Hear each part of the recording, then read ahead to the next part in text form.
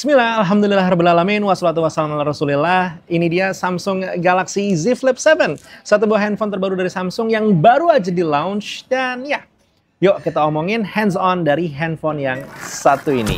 Novotech Review. Barengan Novotech Review, dan ya saat ini saya lagi ada di acara Local Unpack atau Galaxy Unpack versi Indonesia lah kurang lebihnya.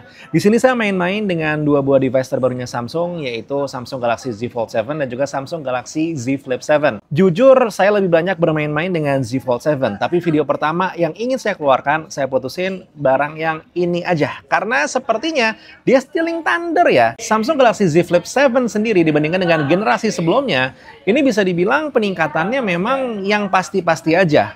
But somehow bisa dibilang peningkatannya ini esensial dan meriah. Dimulai dari kehadiran flex window yang baru. Dari yang tadinya ukurannya 3,4 inci, sekarang ini udah meningkat menjadi 4,1 inci. Bentuknya sih sebenarnya ya masih sama ya, kotak-kotak juga. Tapi yang ini terlihat lebih sleek dan terlihat lebih mewah lah gitu. Sepertinya ada esensi yang menyenangkan kalau kita bermain-main dengan layar ini. Dan kita coba ngetik di sini Flip 7.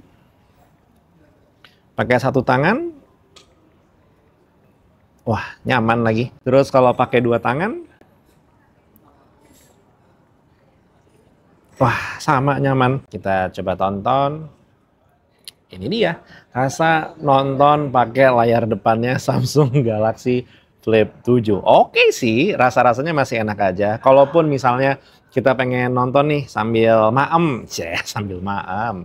Tuh tetap masih bisa ngeflip, jadi masih oke juga. Untuk layarnya sendiri masih menggunakan Super AMOLED dengan resolusi 1048x948, jadi ya secara bentuk masih bisa dibilang hampir kotak. Untuk tingkat kecerahannya sendiri ini 2600 nits, naik dari yang tadinya 1600 nits, dan untuk refresh rate-nya sendiri ini bermain up to 120 Hz. Perubahan berikutnya adalah ukuran layarnya. Samsung Galaxy Z Flip 7 itu hadir dengan layar 6,9 inci. Ada peningkatan dari yang tadinya 6,7 inci.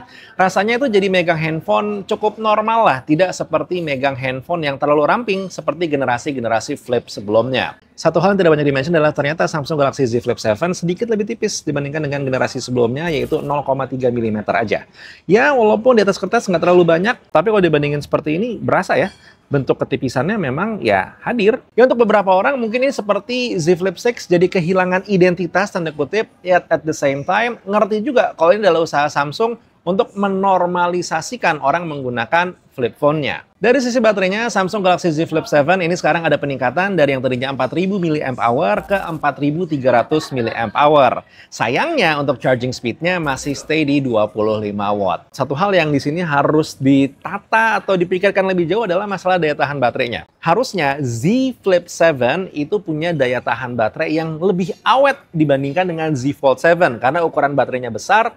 Dan secara layar, baik cover screen-nya ataupun juga inner screen-nya ini lebih kecil. Tapi belum tentu juga, mengingat handphone yang satu ini menggunakan chipset Exynos 2500. Ya, jadi untuk efisiensi dayanya tentu berbeda dengan Z Fold 7 yang menggunakan Snapdragon 8 Elite. Tapi yang menarik sebenarnya adalah pihak Samsung menjelaskan Exynos 2500 dipilih menjadi otak Samsung Galaxy Z Flip 7 atas alasan efisiensi. Jadi kan makin penasaran ya, sebenarnya baterainya ini bisa sampai kayak gimana? Kebayang nggak kalau misalnya ada satu buah device yang powerful enough untuk kita pakai sehari-hari, kita pakai bikin konten dan segala macam, tapi baterainya lebih hemat dengan form factor yang kalau dilipat kecil seperti ini.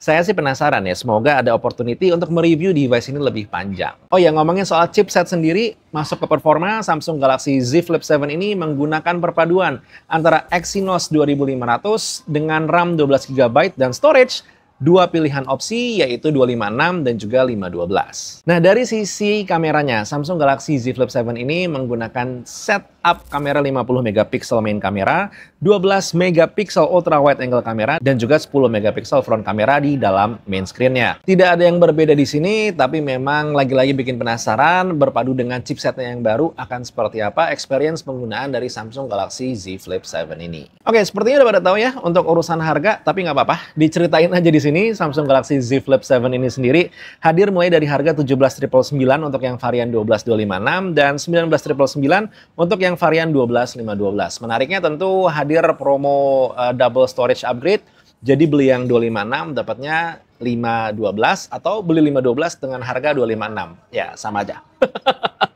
Nah, harga promo ini berlaku selama masa pre-order ya. Yang harus dicatat adalah selama masa pre-order ini, Samsung punya layanan Protection Plus selama 3 tahun. Konsepnya, di tahun pertama, kalau misalkan Z Flip ini tiba-tiba jatuh atau error pengguna, Samsung akan mengganti sebanyak 1 kali kerusakan apapun yang terjadi di sini.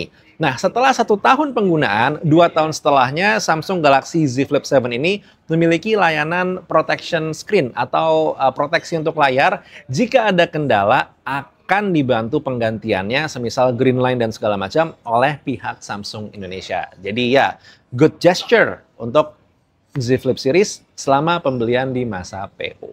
Nah, pada akhirnya untuk masalah pengen beli atau enggak dan segala macamnya, ya baliklah teman-teman sendiri jatuhnya kayak gimana gitu ya. Tapi mungkin boleh diceritakan pendapatnya, tulis di kolom komentar. Gimana menurut teman-teman sendiri tentang Samsung Galaxy Z Flip 7 ini? Apakah oke, menarik, atau kayak gimana? Yuk kita ngobrol. Untuk sarang topik no bunuh diri. Assalamualaikum warahmatullahi wabarakatuh. Bye.